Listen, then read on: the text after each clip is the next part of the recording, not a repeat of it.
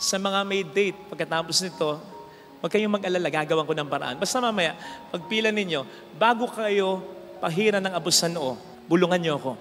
Sabihin niyo sa akin, Father, may date ako, pakigandahan mo. Gagandahan ko. Gagawin kong ganito. Masiglang-masigla ka ngayon, wala kang sakit, mayaman ka, lahat parang nagagawa mo, lahat ng gusto mo parang nakukuha mo, sikat ka. Darating at darating ang pagkakataon, manghihina ka rin at mamamatay ka rin. Sa totoo lang, lahat tayo may taning. Lahat tayo anytime po pwedeng mamatay. Pati ang ating mga mahal sa buhay. Live each moment as if it is our last. Sabi nga, di ba, we only live once.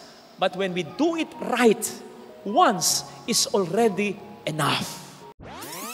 Ngayon po ay pinasisimulan natin ang Kwaresma. 40 days ng paghahanda natin para sa pagdiriwang ng muling pagkabuhay ni Kristo. Easter celebration.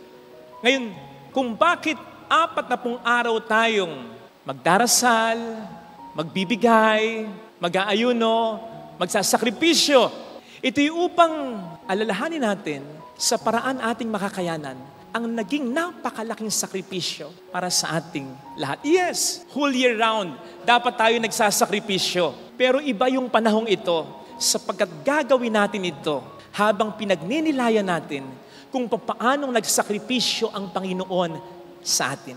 Kaya dapat yung kabutihan natin na ginagawa natin sa tulong ng Diyos at yung sakripisyong mga ginagawa natin para tayo mas mapalapit sa Diyos ay mas doblehin natin sa panahon na ito. Kaya nga, saktong-sakto na ito'y natapat ng Valentine's Day. O di ba? Una pa lang sakripisyo na. Hindi ka pupunta kung saan-saan, liban sa simbahan o kaya sa simbahan muna. At kung papaanong, kung hindi naman Ash Wednesday, pwedeng kanin ang kahit ano at kahit gaano karami ang gusto mo. Ngayon, ay fasting and abstinence. Diyahe rin kumain habang may abo sa noo dahil baka matapon sa kinakain mo. Mahirap ding mag-kiss kasi may abo ka sa noo. Baka madoble yung krus na yan pag nagkadikit din, pati mga noo ninyo. Hindi rin bagay sa forma kapag makikipag-date ka kasi may abo ka sa noo eh. Pero sa mga may date, pagkatapos nito, huwag kayong mag-alala, gagawan ko ng paraan. Basta mamaya, pagpila ninyo, bago kayo pahiran ng abos sa noo, bulungan niyo ako. Sabihin niyo sa akin, Father, may date ako, pakigandahan mo. Gagandahan ko. Gagawin kong ganito. Ayan. Okay na ba sa inyo? Biro lang ha. Baka seryosohin ninyo. I'm warning you. Nagbibiro lang ako. Mamaya, kapag yan ay tinutuon ninyo at may lumapit sa akin, Father, may date ako. Andahan mo, gawin mong puso yan. Ganito ang gagawin ko sa inyo.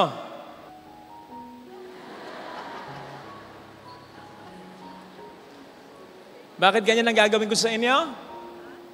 Ako nga, walang date eh. Iinggitin niyo pa ako? Pupunuin ko ng abo ang ulo ninyo. Joke lang. Seriously, bakit ba natin ginagawa ito? At i-connect na natin kahit paano sa Valentine's Day para mas maging interesting, hindi lang meaningful yung ginagawa natin. Okay, yung dalawang basic na meanings. Una, nagpapapahid tayo ng abo sa simula ng Kwaresma for awareness. Awareness of our mortality. Yang abo na ipapahid sa ating noo, yan ay galing sa mga palaspas ng isang taon. Yung palaspas na berdeng-berde, sariwang-sariwa, masiglang-masigla, unti-unti natuyo yan hanggang sa sinunog at naging abo. Ganon ang buhay ng tao. Masiglang-masigla ka ngayon, wala kang sakit, mayaman ka, lahat parang nagagawa mo, lahat ng gusto mo parang nakukuha mo, sikat ka, darating at darating ang pagkakataon, manghihina ka rin at mamamatay ka rin. Kaya nga isa sa formulang sinasabi, kapag tayo papahira ng abo sa noo, alalahanin mo ikaw ay alabok at sa alabok din babalik. Allusion. Sa sinabi ng Diyos kay Adan, matapos ang unang kasalanan, Adan, alabok ka at sa alabok din babalik. At dahil tayo ay galing sa angkan ni Adan at ni Eva, yung epekto ng kanilang kasalanan, minana natin yan. walang iba kundi ang kamatayan. At dapat lagi tayong aware diyan. Sabi nga sa isang libro, Tuesdays with More, kung alam lang natin, kung kailan tayo mamamatay, siguradong magiging iba ang kalidad ng ating buhay. Kung bakit ba kapag nalaman ng tao na may taning na ang buhay niya, mas bumabait. Sa totoo lang, lahat tayo may taning. Lahat tayo, anytime po pwedeng mamatay. Pati ang ating mga mahal sa buhay. Kaya we must be aware of it. That each moment we are inching closer to the reality of death. Life is precious. Hence, we should not waste it. We should always cherish it.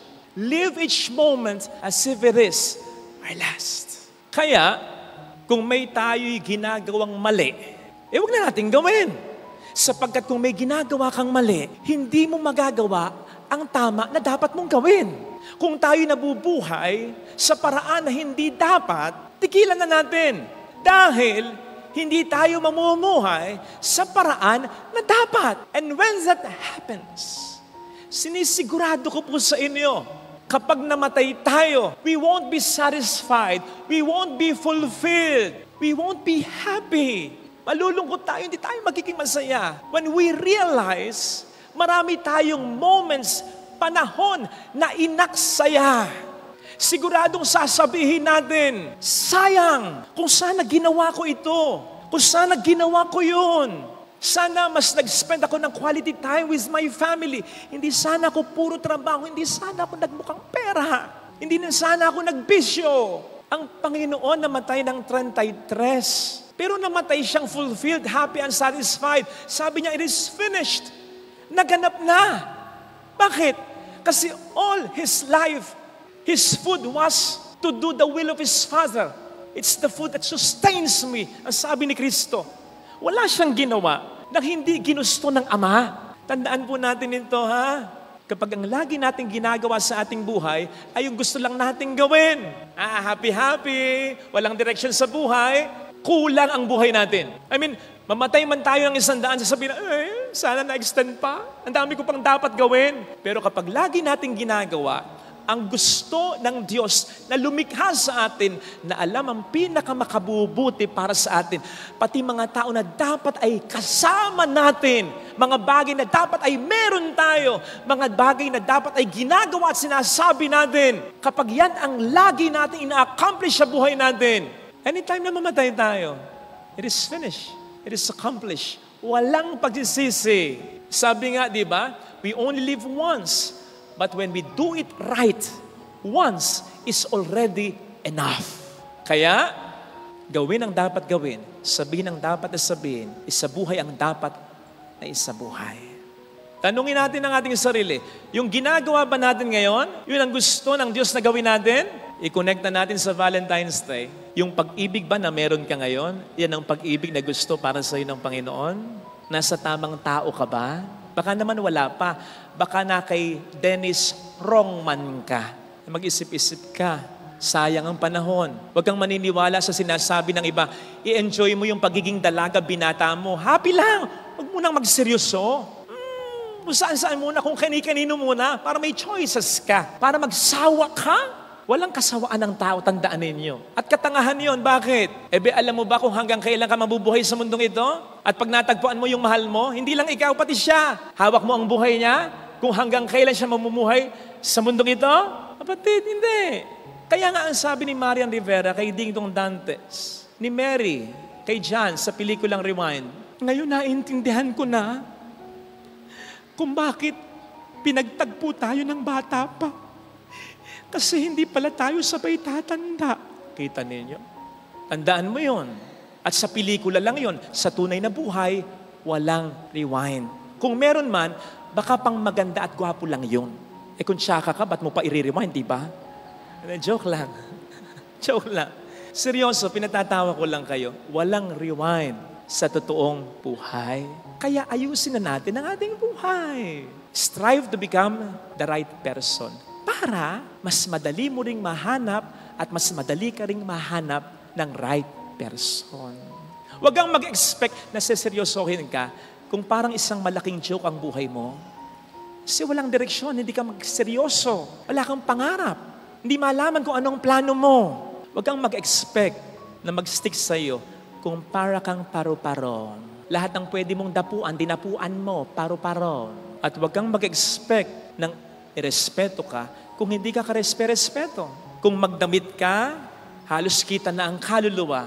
Kung magsalita ka, bastos ka. Kung umasal ka, magaslaw ka. Paano ka irerespeto? Nako, sige, kahit pamiliin mo pa siya, sa tingin mo pipili siya, o sige, either jojowain o totropahin. Pero alinman sa dalawa, jojowain, totropahin, hindi kasi seryosohin. Sayang ang panahon. Kaya iayos ang buhay para magawa natin ang mga dapat nating gawin sa ating buhay. Ang ikalawa, yung una, awareness ng ating mortality. Ikalawa, awareness ng ating sinfulness. Kaya nga, ang isa sa formulang sinasabi rin ay, repent, magsisi, and believe in the gospel. Kaya nga kanina, siguro yung iba, parang may nakita ko kanina, nagtaka. Kasi ang sinabi natin kanina, sa ngalan ng Ama at ng Anak ng Espiritu Santo, sumayin niyo ang Panginoon at sumayin niyo rin. Iyuko po natin ang ating hulo at ibulong ang ating intensyon. Manalangin tayo. Parang gustong sabihin ng isa, uy, may nakakalimutan ka, Father. Panginoon, maawa ka. Kristo, maawa ka. Panginoon, maawa ka. Hindi ko nakalimutan. Talagang ini-skip yan. Dahil mamaya natin gagawin yan sa pagkapahid ng abo sa noo. Yun ang pagsisisi na dapat nating kanapin. Pinagnilayan natin nung nakaraang linggo, yung Romans 3:23, all of us have sinned and have fallen short of the glory of God. 1 John 1 verse 8, kung sino man dito ang nagsasabing wala siyang kasalanan, niloloko lamang niya ang kanyang sarili at wala sa kanyang katotohanan. Lahat tayo makasalanan. At sinasabi ngayon ng ating ikalawang pagbasa, now is the time. Ngayon ang panahon ng kaligtasan. Ililigtas ka ng Diyos. Magbagong buhay ka na. Ngayon na.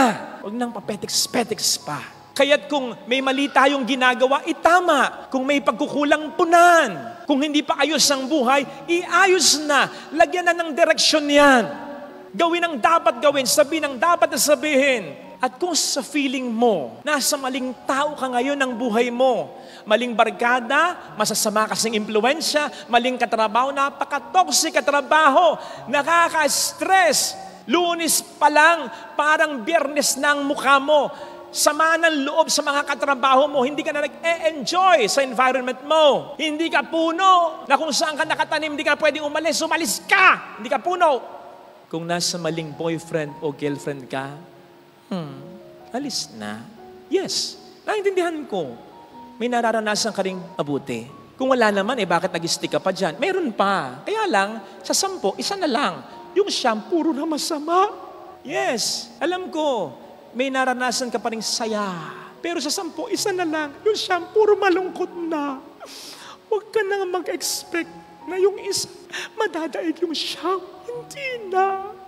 Papunta na yun sa 10. Huwag ka nang umasa. Huwag mo nang hintayin na wala nang ang maramdaman kang buti at saya at puro lungkot at masama na lang ang matira.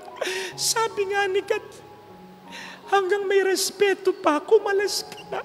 Tagalog yan para maintindihan mo, ha? Huwag kang tatanga-tanga. Nasa maling tao ka. At hanggang nasa maling tao ka, hindi mo makikita ang tamang tao para sa'yo. Father, mamimiss ko siya. Mamimiss ko yung pagbibigay niya ng bulaklak.